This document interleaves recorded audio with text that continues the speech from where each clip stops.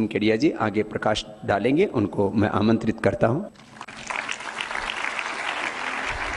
आज जो हो रहा है वो लिख लीजिए, विश्व उसको कम से कम 200 से 300 साल तक याद रखेगा। मैं बनारस में रहती हूँ, छोटा सा घर है लेकिन एक अच्छा सा बगीचा है और मेरी आदत है बगीचे में एक बेत की कुर्सी है, उसमें बैठे बैठे आकाश को देखती हूँ और पेड़ों को घंटों देखती रहती हूँ।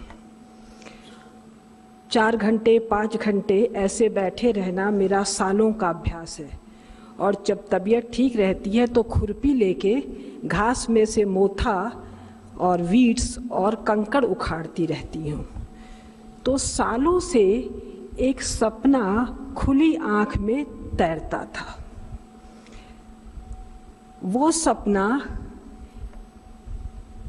महाराज जी की उपस्थिति में, उनके आशीर्वाद से संपूर्ण भारत को और उस संपूर्ण विश्व को एक साथ दिखाना चाहती हूँ, जो भारत की तरफ प्रकाश के लिए आशा से पिछले 100 साल से देख रहा है। मान लीजिए खुली आंख से हम सपना देख रहे हैं कि भारत के पास एक प्रचंड पराक्रमी बलशाली सेना हो। मान लीजिए कि भगवान यहाँ साक्षात सामने बैठे हैं और बैठे ही हैं और भगवान ने कहा मांग लो बच्चे जो मांगना है। तो मांगा कि हे भगवान, इस महान राष्ट्र में जो दुनिया का सबसे बड़ा योद्धा राष्ट्र और योद्धा समाज है, एक बार फिर से 56 साल के अंतराल या 62 साल के अंतराल के बाद दुनिया की सबसे प्रचंड पराक्रमी सेना यहाँ हो जाए। भगवान ने कहा एवं मस्तु बच्चा। दूसरा, भारत में दुनिया की सबसे बड़ी आर्मामेंट इंडस्ट्री हो जाए। महाराज जी ने कहा, भगवान ने कहा एवं मस्त बच्चा। ये तो हम लोग पुराणों में कहानी सुने हैं ना, कि जब भगवान को प्रसन्न करते हैं तो कहते हैं मांग ले। एक चीज और भगवान जी बहुत प्रसन्न है, एक चीज और दे दो। हमारे राष्ट्र की कूटनीति, हमारे राष्ट्र के कूटनीतिज्ञ दुनिया के सर्वश्रेष्ठ कूटनीतिज्ञ हों, डिप्लोमैट्स हों, जो कि अभी मैं बताऊंगी कितने हजार साल से इस देश में होते रहे हैं। एक चीज महाराज जी, जब आप प्रसन्न हो गए हैं भगवान, तो एक चीज का आशीर्वाद दे दो, हमारा एक पराक्रमी राष्ट्राध्यक्ष हो, बहुत पराक्रमी हो किंतु प्रचंड देशभक्त हो। ये चारों सपना पूरा हो गया और ये कल पूरा होगा। ये मैं बताने के लिए इंग्लैंड, अमेरिका, फ्रांस, जर्मनी के विश्वविद्यालयों के प्रकाशित 3 ज्योग्राफी के एटलस लाई हूँ, वो भी आपको दिखाऊंगी। और भगवान जी कहें कि बच्चे 4 चीज तो मैंने पूरा किया, तू भी कुछ करेगा। और हम लोग संकल्प लें कि हम सब जो एक श्रेष्ठ जीवन जीना चाहते हैं, हम जो दुनिया में जब जाएं तो लोग कहें कहाँ से पधारे हैं, भारत से, तो वो हमारा चरण स्पर्श करें। उसी प्रकार जैसे तीर्थ यात्रा करके आते हैं तो गांव में घर वाले चरण धूल लेते हैं। इस देश का चरण धूल अभी 100 साल पहले सारी दुनिया ले रही थी। इसके प्रभूत प्रमाण आपके पुस्तकालय में 2-4 दिन में उपलब्ध हो जाएंगे, आप स्वयं उसको पढ़ेंगे। तो हम सब जो चाहते हैं दुनिया में सर उठा के जिए, दुनिया के लोग जो हिंसा से, पाप से, कष्ट से बिलबिला रहे हैं, उन सबको हम सब प्रकाश दे सकें, इसके लिए हम सब अनुशासित होंगे। हमने भगवान को कहा कि हम सब अनुशासित हो जाएंगे, हम सब धीर और वीर होंगे, हमको किसी चीज़ की हड़बड़ नहीं होगी, क्योंकि हमको पता है हमने आम का पेड़ लगाया है तो 5 साल बाद आम का फल होगा, अगर इस पेड़ को हम ठीक से पालते और पोसते हैं। तो हम सब भारतवासियों में धीरता होगी, हम में वीरता होगी। इस महान ध्येय के भागीदार बनने के लिए हम में कष्ट सहन की वीरता होगी, हम में पुरुषार्थ करने की वीरता होगी, हम में पापियों के दलन की वीरता होगी, अत्याचारियों के शमन की वीरता होगी, हम में सुख दुख सहने की सहन शक्ति होगी। और ये सब करना मुश्किल है क्या? और हम सब पूज्य महाराज जी के श्री चरणों में बैठकर ये संपूर्ण भारत में जिनको अपने कुछ होने में वहम है, वो ज्ञान संपन्न होंगे और हम में कॉन्फिडेंस होगा, हम सब कॉन्फिडेंट होंगे और हम सब में एम्बिशन होगा, हम सब महत्व के आकांक्षी होंगे, क्षुद्रता के आकांक्षी नहीं होंगे। हम नौकरी लेने नहीं जाएंगे, हम दुनिया को धन संपन्न, ज्ञान संपन्न, सुख संपन्न बनाने की महत्व की आकांक्षा रखेंगे। मान लीजिए ये सपना भारत के 1 लाख लोगों के आंख में उतर जाए, केवल 1 लाख। भारत की आबादी कितनी है? 100 करोड़ से ज्यादा। अगर 1 करोड़ की आंख में ये सपना उतर जाए तो क्या हो सकता है, ये मैं आपको दिखा रही हूं। या थोड़ा सा एक चीज और बता दूं, जितना इतिहास इस समय भारत के विश्वविद्यालयों में पढ़ाया जा रहा है वो मोटा मोटी ब्रिटिश या यूरोपीय लोगों की खोपड़ी का निकला हुआ है, जिन इतिहासकारों का मानना है कि धरती 6000 साल पहले 11 फरवरी शुक्रवार के दिन शाम को 4:03 पर यह धरती बनी, तो उनका मानना है कि दुनिया में सभ्यताएं 5000 साल पहले आई। ठीक है, ये complete history of the world है।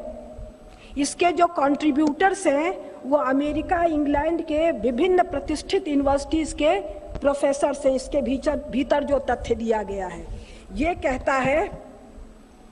और तो जो खरीदना चाहें, ये हार्पर कॉलिंस पब्लिशर का छापा हुआ है, ये मैंने दिल्ली के एयरपोर्ट पर खरीदा, तो यानी ऊपर से मेरे पास किसी भूत प्रेत ने नहीं टपकाया। ये हार्पर कॉलिंस महाराज जी ये जो बात कह रहे हैं ये अत्यंत महत्वपूर्ण है इंग्लैंड में, इस बात पर कि आप जो कह रहे हो कोई नया चीज है, स्त्रियों को चुड़ैल कह के सजा दे दी जाती है। और कोई बड़ी बात नहीं थी कि अगर स्वामी जी का हस्तक्षेप भारतीय राजनीति में नहीं होता तो जिस प्रकार के कानून देश में बन रहे हैं, 25-50 साल में बुद्धिमान स्त्रियों को विचेज, वाइज से विचेज बना है, वाइज WISE और विचेज बना है, इनको विचेज कह के हैंग कर दें। इसलिए मैं लगातार सोर्सेज बता रही हूँ। ये कहता है कि धरती पर मानव कम से कम 50 लाख साल से है। हिस्ट्री क्या कह रही है? धरती को बने 6000 साल है। ये कह रहा है धरती पर मानव का अस्तित्व तो कम से कम 50 लाख साल से है। ये कहने वाले कौन है? हिस्टोरियन नहीं, हार्ड साइंस वाले लोग हैं। और इसके बाद ये घटाते घटाते घटाते चले आए कि कम से कम 50,000 साल से धरती पर मानव सभ्यता वैसी ही है जैसी 150 साल पहले थी। तो फिलहाल अगर यूरोपियन साक्ष्य को माने तो 50,000 साल से भारत दुनिया का सबसे बड़ा राष्ट्र है हर मामले में। ये कहने का आधार मेरा क्या है? ये रीडर्स डाइजेस्ट का एटलस है, रीडर्स डाइजेस्ट का, और 40 साल पुराना एटलस है। इसमें एक ये नक्शा है वर्ल्ड पॉपुलेशन, ये बताता है कि जनसंख्या का घनत्व तो कहाँ है। दो जगह आपको दिखाई पड़ेगा, एक यहाँ और एक यहाँ, और यहाँ रंगों से बदमाशी की है, उसके डिटेल में हम बाद में जाएंगे।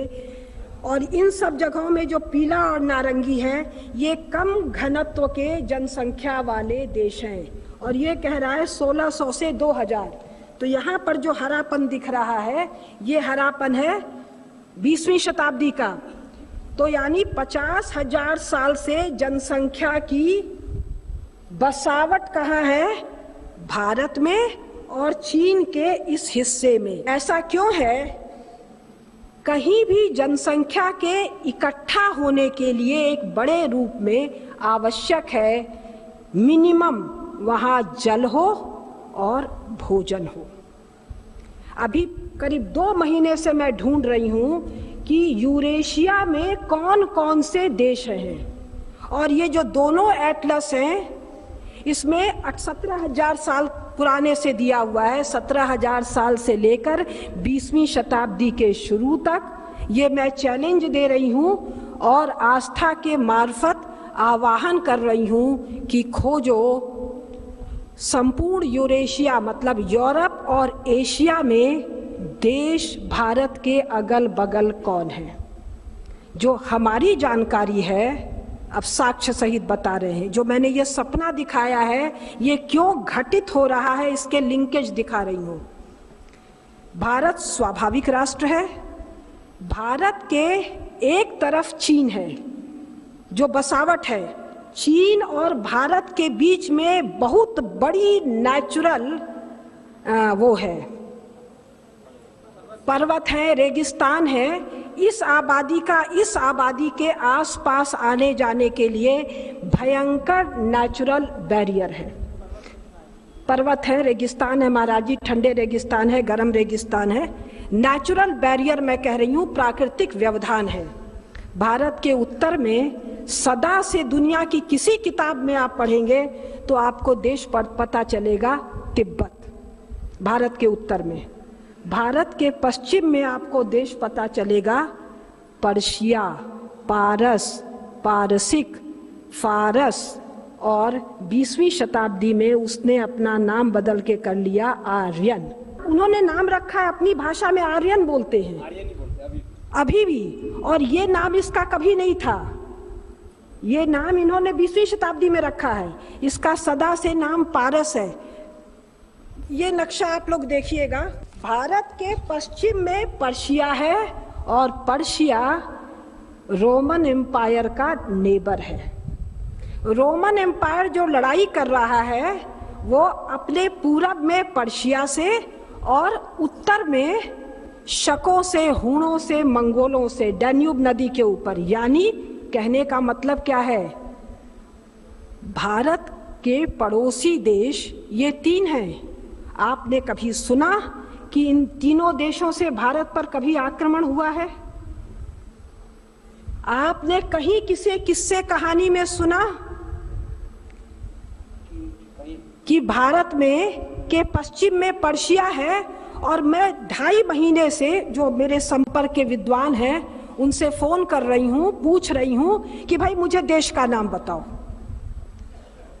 दुनिया में ये कोई भी देश जिसका आज अस्तित्व है, इसमें से 50, 60, 70, यूरेशिया की बात मैं कर रही हूँ, अभी अफ्रीका और 4 महाद्वीप की बात नहीं कर रही हूँ। हमारा सारा झगड़ा झंझट प्रेम व्यवहार कहाँ है? मोटा माटी यूरेशिया में है। यूरेशिया में भारत एकमात्र देश है। चीन अपने को चीन नहीं कहता है। चीन का नाम आज भी चीन नहीं है।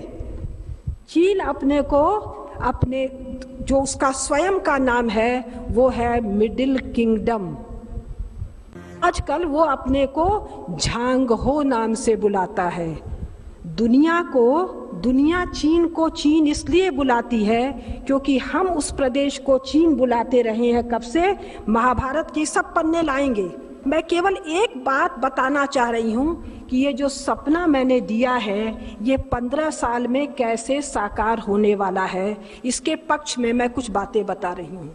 इसके पक्ष में एक बात मैं जो तोड़ रही हूँ, खंडन कर रही हूँ, 1947 के पहले तक आपने कभी सुना है कि तिब्बत से, चीन से और पर्शिया से भारत पर कोई आक्रमण हुआ है? जितने आ रहे हैं, कोई समरकंद, कोई गजनी, कोई गोरी, मैं पूछ रही हूं देश का नाम बोलो भैया।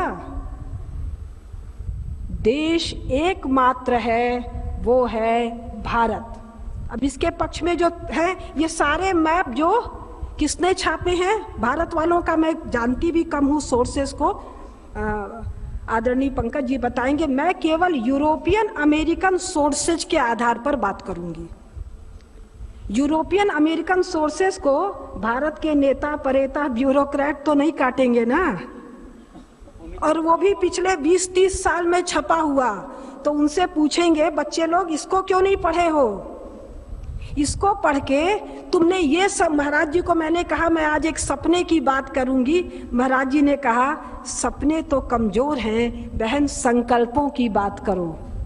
1947 में क्या संकल्प लिया था? भारत को एक विकासशील देश बनाने का। दुनिया आज चर्चा कर रही है कि भारत महाशक्ति के रूप में उभर रहा है।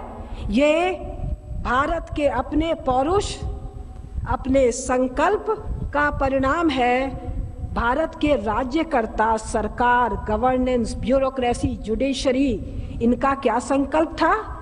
भारत को विकासशील बनाना, जिससे कि एक तरफा हस्तांतरण, मैं थोड़ा अंग्रेजी फिर हिंदी बोलूंगी, unilateral transfer of resources from India to European nation. America को यूरोप बोलते हैं, क्यों बोलते हैं? अरे अमेरिका वाले जाके, यूरोप वाले ही तो जाके वहां बसे हैं, माइनॉरिटी में आ गए हैं। तो 1947 में भारत को विकासशील देश बनाने का संकल्प लिया था गवर्नेंस ने, यानी कि हाथी के को अंकुश दे के बांधने का कोशिश किया था, और हाथी ने इनको झटक कर, फेंक कर हाथी खड़ा हो गया है। और हाथी का खड़ा होना दुनिया को दिख रहा है, इनको नहीं दिख रहा है।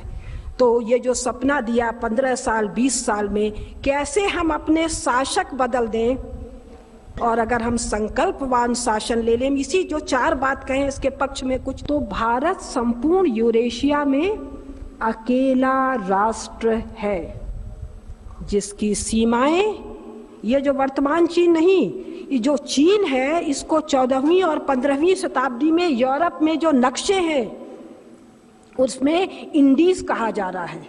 मार्को पोलो को 13वीं शताब्दी में इटली का पोप जो चिट्ठी लेकर कुबलाई खान के पास भेज रहा है, उसमें लिखा है भारत के शासक।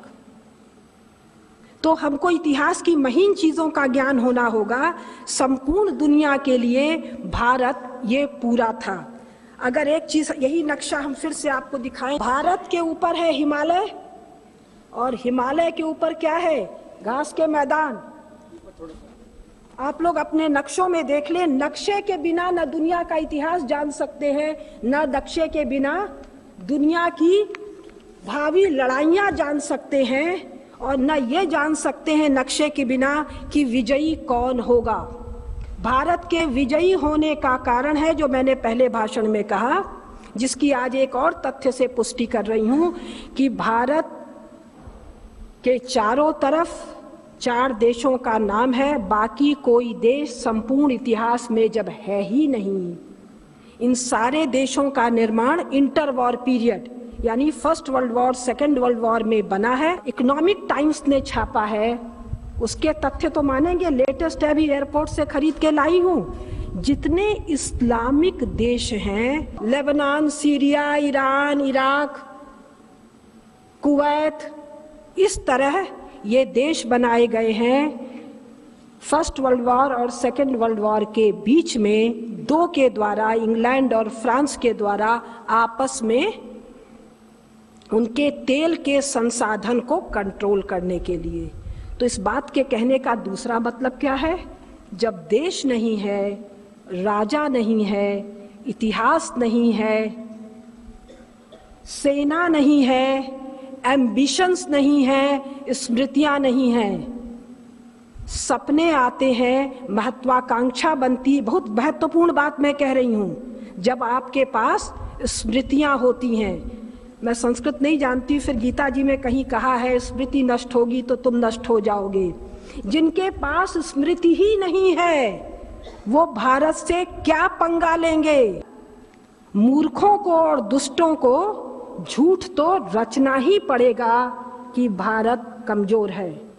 भारत की कमजोरियों की कहानी क्यों? क्योंकि संपूर्ण यूरेशिया में यूरोपियन इतिहास का शुरुआत रोमन एम्पायर से करते हैं। इटली नाम सुना था? आप इतिहास के पन्ने पलटिएगा, न इटली है, न फ्रांस है, न जर्मनी है। क्या है? एक रोमन एम्पायर है। इस रोमन एम्पायर को किसने तोड़ा? एक एशियाई ने, एक हूण ने, अति बला हूण ने इसको हिला के तोड़ दिया। और संपूर्ण रोमन एम्पायर किसके कब्जे में आ गया?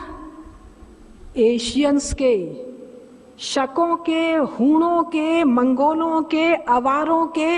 इनके 10-20 नाम हैं। जैसे अपने यहाँ नाम है ना, यूपी है, बिहारी है, बंगाली है, उड़िया है, तमिल है, तेलुगु है, नाम है ना क्षेत्र के आधार पर। जैसे मैं केडिया हूँ क्योंकि केड़ गांव की हूँ, हरियाणा के हैं उसके किसी गांव के। जैसे मारवाड़ियों के सब नाम अपने गांव के आधार पर होते हैं। ये एक नक्शा और देखिए, ये लिखा है Germanic settlement in western Europe. ये जर्मैनिक कौन है? ये भारतीय हैं। ये सब के सब भारतीय हैं। ये सब भारतीय हैं। भारत में महाभारत के बाद, भारत से निकलकर ये, या उसके पहले से, मैं निश्चित रूप से नहीं कह सकती हूँ महाभारत के समय, क्योंकि महाभारत में 232 जनपदों का वर्णन है, 270 जनपदों का वर्णन है। संपूर्ण यूरेशिया, इधर पश्चिम में यवन प्रांत तक भारत के जनपद हैं। तो ये 5000 साल पहले गए कि सदा से थे मुझे नहीं पता, लेकिन इनके अनुसार ये शक, हूण, कुषाण, इनके बारे में ये लगातार कहते हैं। ये कहाँ से आए नहीं पता, या तो तुम मूर्ख हो। तो ये एक नक्शा हम आपको और दिखा रहे हैं। ये जो complete history of world Atlas है, इसका पेज 109 में स्पष्ट रूप से 108 और 109 पर स्पष्ट रूप से दिया हुआ है कि किस प्रकार से यूरोप में जो रोमन एम्पायर है उस पर भारतीयों का कब्जा है। अब कहेंगे साहब आप तो ऐसी बात कह रही हैं जो हमने कभी सुना ही नहीं। आप सुनते कैसे? घोड़ा दौड़ाते हैं ना सड़क पे, तो घोड़ा अपनी गति से न दौड़े तो उसको ब्लिंकर्स लगा देते हैं, आँख के पास लगाते हैं ना, इतना ही दौड़े। तो 1947 के बाद हाथियों को घोड़े गाड़ी का घोड़ा बनाना चाहा और ब्लिंकर्स लगा दिया, लेकिन हम बोझा ढोने वाले घोड़े तो थे नहीं। तो ये जब तथ्य सामने आए तो जो हम बताना चाह रहे हैं वो ये कि जब से धरती पर मानव जाति है तब से आज तक दुनिया का सब अकेला या सबसे बड़ा, या जो तथ्य आते हैं उसमें एक ही नाम आता है, भारत अकेला देश है, राष्ट्र है। और इस देश और राष्ट्र होने का बोध भारतीयों में है, भारत के पड़ोसियों में है और भारत के दूर दराज के देशों में है। संपूर्ण दुनिया में इंडिया, भारत, इंडिया तो पता है सिंधु नदी से निकला है, सिंध, हिंद, इंड इस तरह करके बना है। तो ये जो भारत है ये सिर्फ 1857 से लेकर 1947 तक 90 साल विदेशी, उसका कुछ हिस्सा विदेशी हस्तक्षेप का शिकार रहा है। एक बात और, लगातार ये दुनिया का एकमात्र राष्ट्र, और विस्तार से आप लोग को बताएंगे इसकी से एक दिन भाषण में कहा था, इसकी सेना, इसका इंडस्ट्री, इसका एग्रीकल्चर, इसका टर्शरी और इसका संपूर्ण यूरेशिया में व्याप्त साम्राज्य। तो जिसका 50,000 साल से अभ्यास है वो ये सपना, और ये सपना पूरा नहीं हो सकता है क्या अगर केवल हमारे पास एक देशभक्त पराक्रमी लीडरशिप हो। अगर भारत के देश के शासक देशभक्त और पराक्रमी हो तो सेना में भर्ती मुश्किल है क्या? अभी 1947 के पास, मेरे पास सही आंकड़े नहीं हैं, देश में 40 से 50 लाख सेना थी, जितनी 55 लाख सेना थी। ये आंकड़े में घट बढ़ हो सकता है, कम बेसी हो सकता है, मोटी बात जो कही जा रही है। आज 10 से 12 या 13 लाख सेना है। 1 करोड़ 1.5 करोड़ सेना के भर्ती होने में प्रॉब्लम क्या है जी? लोग हैं, उनको ट्रेनिंग होगी। अमेरिका किस बात का आंख दिखा रहा है? फर्स्ट वर्ल्ड वॉर के पहले किसी ने अमेरिका रूस का नाम सुना था? किसी ने 1950 के पहले चीन का नाम सुना था? ये तीनों सुपर पावर किस बल पर हैं? Army and armament. जब भारत की सेनाएं सुभाष बाबू के नेतृत्व में लड़ती हुई भारत को स्वाधीन करने आ रही हैं, तो ये व्यक्ति कहता है, इसके लिए जो संबोधन है, हमको बोलने में डर लग रहा है कहीं मानहानि का मुकदमा न चल जाए, उतना मुझे कानून की बारीकियां नहीं पता है। ये कह रहे हैं मैं तलवार लेके सुभाष बाबू से लड़ने जाऊंगा अंग्रेजों के साथ। तुझे तलवार चलानी आती थी? 1947 के बाद जो भी हमारे राष्ट्राध्यक्ष हैं, इनमें किसी को आर्मामेंट की ट्रेनिंग है? और जाके देखिए अमेरिका में, जर्मनी में, इंग्लैंड में, सब जगह जो रूलर्स हैं, इनको आर्मी की, मिलिट्री की ट्रेनिंग है कि नहीं है। तो 1962 में जो चीन, अरे रेप ऑफ नानकिंग, नानकिंग यहाँ की राजधानी है। चीन अभी अपनी राजधानी किसको बना रखा है? पेकिंग को। पेकिंग किसकी राजधानी है? चंगेज खान की, कुबलाई खान की। यहां पर से तो ग्रेट वॉल जा रहा है ना। जो चीन का महान दीवार है, वो पेकिंग जाओ घूमने तो चीन का महान दीवार वो दिखाएंगे। ये दीवार तो चीन की बाउंड्री पर बनाया था मंगोलों से रक्षा के लिए। इनकी राजधानी थी नानकिंग, और इतना बड़ा जापान नानकिंग में जाकर जो किया है, तो चीनी लोग अपने इतिहास में उसको लिखते हैं रेप ऑफ नानकिंग। आपने कहीं ऐसा, नानकिंग एक उनकी राजधानी का नाम है, आपने ऐसा कुछ भारतीय इतिहास में पढ़ा है? जापान जैसा छोटा सा देश, कोरिया जैसा छोटा सा देश, वियतनाम जैसा छोटा सा देश, लाओस जैसा छोटा सा देश, और मंगोल शको और का तो कहना ही क्या, ये चीन को लगातार पीटते रहे हैं। तो जो मैं कहना चाह रही हूं, अगर भारत के 20वीं शताब्दी का इतिहास ले लीजिए, 20वीं शताब्दी में अमेरिका सुपर पावर है, रूस सुपर पावर है, और अब चीन सुपर पावर के रूप में उभर रहा है। किसके बल पर? Army and armament. और भारत के शासक देश में ना आर्मी होने दे रहे हैं, ना आर्मामेंट होने दे रहे हैं। और इस वक्त जहां तक मेरा ख्याल है 40-50% या पता नहीं, एक बड़ी संख्या में सेना में अफसरों की कमी है। इसके बल पर आप सुपर पावर बनेंगे। एक हमारे पास अच्छा शासक यदि है तो हमारे पास आर्मी होगी, और आर्मामेंट में तो हम दुनिया से टक्कर अभी ले रहे हैं। अमेरिका पर जब ये गिरा है, ट्विन टावर ध्वस्त हुआ है, तो अमेरिका किससे आया है संयुक्त सेना अभ्यास करने?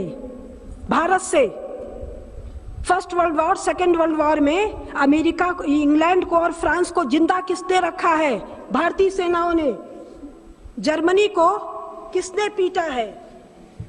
भारतीय सेनाओं ने। और इसी के लिए बहुत सारे दस्तावेज हैं, सब आप लोग के सामने लाएंगे। ये तय हुआ कि भारत में सेनाएं कम कर दी जाएं। ट्रीटी की गई है, एक छल पूर्वक ट्रीटी, कि हम सेना कम रखेंगे। तो जो मैंने सपना आपको बताया कि भैया ये कोई नई बात नहीं है सेना रखनी, हम बहुत सी किताब नहीं लाए हैं। दुनिया में सबसे बड़ा मिलिट्री पर्सोनेल का मार्केट भारत में है। इसके एविडेंस कुसुम लता जी कहां से दे रही हैं? French sources, Dutch sources, English sources. ये कह रहे हैं कि इस्लाम के बाद ईस्ट इंडिया कंपनी आ गई। अरे ईस्ट इंडिया कंपनी तो रो रही है कि मुगलों के समय, हिंदू राजाओं के समय ये सड़क पर निकलते हैं, कोई पकड़ता है, 4 चाटा जमा देता है। इसके तथ्य आपको देंगे। मराठों का साम्राज्य है, सिखों का साम्राज्य है। कब? ये 1857 में ईस्ट इंडिया कंपनी से कौन लड़ा है? भारत के राजा महाराजा। प्रथम विश्व युद्ध और द्वितीय विश्व युद्ध में भारत की सेनाएं गई हैं यूरोप में। यूरोप से कोई सेना कभी भारत में आई है? पढ़ा है आपने? सुना है कभी आपने? अरब से कभी सेना आई है? पढ़ा है? लोग कहते हैं अरबी घोड़ा। अरे अरब में घास का मैदान नहीं है, घोड़ा कहां से आ गया?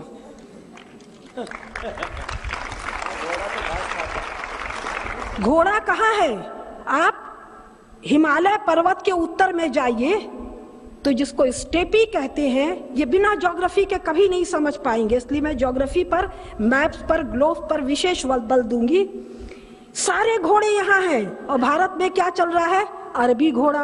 अरे कुराने पढ़ लो ना उठा के, मोहम्मद साहब घोड़ा पर चढ़ के लड़ते हैं कि ऊंट पर चढ़ के लड़ते हैं? रेगिस्तान में ऊंट चलेगा कि घोड़ा चलेगा? है? वो ये महाराज जी कह रहे थे पर्दा प्रथा। अरे पूरा हमारा श्रृंगार देखो ना, केश का सर के ऊपर का पूरी चुटिया तक का भारतीय स्त्रियों का जो केश श्रृंगार है वो मुंह ढकने के लिए था। सारे भरतनाट्यम देख लो और जितने भी नृत्य हैं सिवाय कथक को, जो इस्लामिक दरबार में डेवलप हुआ तो सर ढक के था। हमारे सारे चित्र देख लो, सारे स्कल्पचर देख लो, इतना अद्भुत केश विन्यास है। तो ये भारत में लगातार जो झूठ कहा जा रहा है उस पर आज मैं चर्चा नहीं कर रही हूँ। आज मैं चर्चा केवल अपने सपने पर कर रही हूँ। तो ये जो चुटपुट बातें कही है उससे मैं एक बात कहना चाह रही हूँ। एक, भारत ज्ञात इतिहास में अकेला राष्ट्र रहा है संपूर्ण यूरेशिया में जो इस बात से सहमत नहीं हो, यहाँ पर या आस्था के माध्यम से जो लोग सुन रहे हों, कृपया उन देशों का नाम ढूंढ के हमको बताएं। तो कल मैंने 2, 4, 5 फोन किया कि आज बोलने जा रही हूं, बोलूं कि नहीं बोलूं। तो मैंने कहा मैं बोलने जा रही हूं, कारण देश बनने के लिए जरूरी है एक साइजेबल संख्या में जनसंख्या हो, एक जगह एक मात्रा में जनसंख्या होगी, निश्चित रूप से वही होगी, तब तो कोई देश बनेगा। एक जगह और जनसंख्या है थोड़ी सी, फारस की खाड़ी जिसको कहते हैं, उसके ऊपर दजला फरात नदियां हैं, लेकिन वहां पर कभी किसी देश का नाम आप नहीं सुनेंगे। आप सुनेंगे मेसोपोटामिया, आप सुनेंगे बेबीलोन, आप सुनेंगे असीरिया, आप सुनेंगे सुमेर, और उसके पहले सुनेंगे हित्ती और मिन्नी। देश नहीं सुनेंगे। ध्यान है? अब आइए यूरोप में चलते हैं। यूरोप वाले कहते हैं हम भी पुराने हैं जी, हम कल के छोकरे अप स्टार्ट नहीं है, हमारे पास भी रोमन एम्पायर है। रोम नाम का कोई देश सुना है क्या? रोम नाम का एक शहर सुना है, और यूरोपियन इतिहास पढ़ेंगे तो वो कहेंगे सिटी स्टेट है हमारे पास। तो हम पंकज जी से पूछे वो सिटी स्टेट हरिद्वार के बराबर है क्या? तो हमको हरिद्वार की जनसंख्या नहीं पता, अंदाज हम मन में लगाए 20-25 लाख तो हरिद्वार की जनसंख्या होगी। एंशिएंट टाइम में यूरोप में एक भी शहर है क्या 20 लाख 25 लाख के आबादी का? बहुत होगा, लाख, 1.5 लाख, 2 लाख की आबादी का। और इसको ये कह रहे हैं we had city states. Even if you had city states, we can swallow you as Hanuman ji swallowed। Surasa मुंह में गए थे ना? नहीं, हनुमान जी मुंह में घुस गए थे। तुम पूरा का पूरा उठ के हमारे यहाँ आ गए होते तो हमारे मुख में समा गए होते, तो पूरा का पूरा यूरोप में देश नहीं है। नक्शों को देखिएगा, इतिहास की किताब को देखिएगा, 14वीं शताब्दी के पहले तक किसी देश का नाम नहीं है। रोमन एम्पायर, हाँ बहादुराबाद के बराबर। हम सब्जी लेने जाते हैं, महाराज जी गाड़ी देते हैं। तो इस रोमन एम्पायर, जो वेस्टर्न रोमन एम्पायर है, ये वेस्टर्न रोमन एम्पायर कहाँ है? जिसको आज का टर्की कहते हैं। जो यूरोपियन पार्ट का रोमन एम्पायर है, इस पर किसका कब्जा है? भारतीयों का। ठीक है, भारतीय कहने में दिक्कत हो रही है, सेंट्रल एशियंस का। सेंट्रल एशियन कहने में दिक्कत हो रही है, हूण का, अवार का, मगयार का, गोथ का। इनका शासन है। कब तक नहीं लिखा है, पूरी तरह ढक दिया है इस पीरियड को डार्क पीरियड कहकर। और जो मॉडर्न टर्की है, ये इनका है वेस्टर्न रोमन एम्पायर, महाराज जी 14वीं शताब्दी तक। तो जो दूसरा प्रतिपादन मैं कर रही हूं कि यूरोप में भी देश नहीं है, और ये जो देश वर्तमान में हैं, ये हम कोटेशन पढ़ पढ़ के आपको सुनाएंगे। ये देश बार बार बने हैं, बार बार बिगड़े हैं। कब? पिछले 100-150 साल में, 20वीं शताब्दी में इनकी सीमाएं नई बनी हैं, टूटी हैं, सिकुड़ी हैं। 20 बार देश कोई उभरे हैं, साफ हो गए हैं। और इनमें इतना भयंकर कलह है कि इनको अमेरिका से प्रोटेक्शन लेना पड़ता है। किसके खिलाफ? नाटो ब्लॉक है ना एक, और एक ये नाटो तो अमेरिकन्स का है, नाटो अमेरिकन्स का है, और रशियंस का जहां प्रभाव है ईस्टर्न ब्लॉक पर, इसके खिलाफ इन यूरोपियंस को अमेरिका का संरक्षण लेना पड़ता है। तो यानी हम जो कहने की कोशिश कर रहे हैं कि ये जो देश पिछले 100-200 कुछ देश 20वीं शताब्दी में, कुछ यूरोपीय देश 200-250 साल पहले जो बने हैं, ये स्वाभाविक राष्ट्र नहीं हैं, ये कृत्रिम राष्ट्र हैं। ये संपूर्ण ज्ञात इतिहास में they were nobodies, they have no history, they have no kingship,